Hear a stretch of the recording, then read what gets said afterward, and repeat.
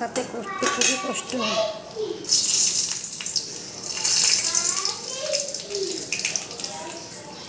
অনেকটা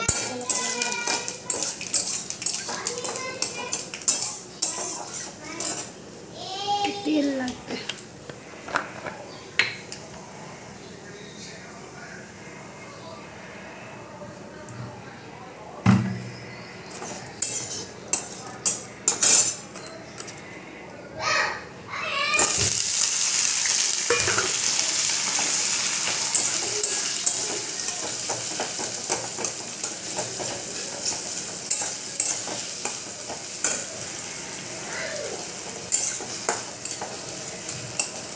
কেটে রেখেছি,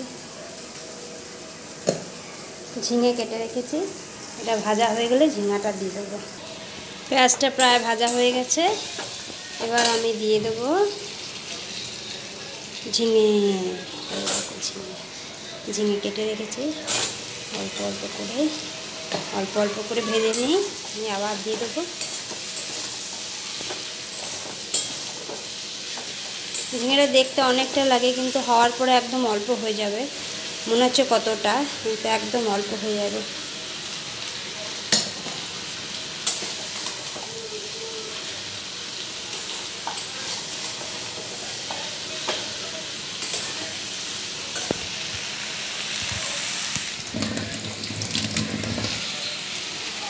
দিয়ে দেবো নুন হলুদ, আর মজে যাবে। দিলাম অল্প একটু নুন আর একটু হলুদ। একদম সিম্পল, খুব তাড়াতাড়ি হয়ে যায়, আর খেতেও খুব ভালো লাগে। আমার তো খুব ভালো লাগে, আমার তো খুবই ভালো লাগে খেতে।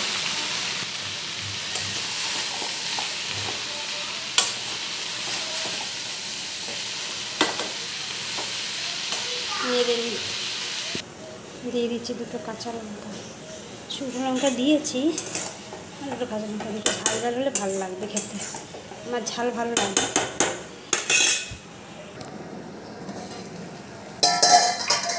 আস্তে আস্তে মজে এসছে, আস্তে আস্তে মজে এসছে।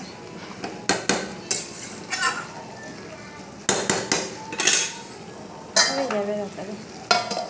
হোক, এটা হতে হতে আমি এই যে বাসনগুলো মেজে ফেলি। বাসনগুলো আমি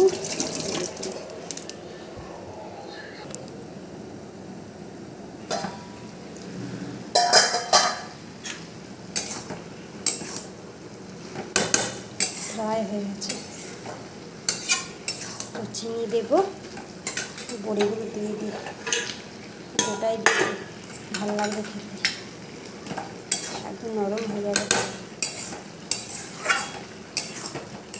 চিংড়ি মাছ হলে ভালো হতো, কিন্তু চিংড়ি মাছটা ঘরে বারণ করে, চিংড়ি মাছ আনা হয়নি।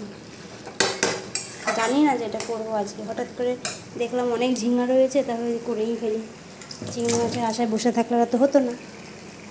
যাই হোক, চিনি দিয়ে দেবো।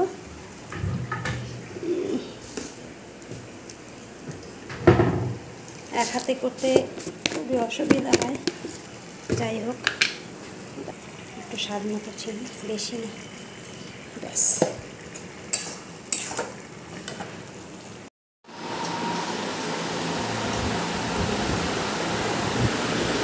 খেয়ে দেখি।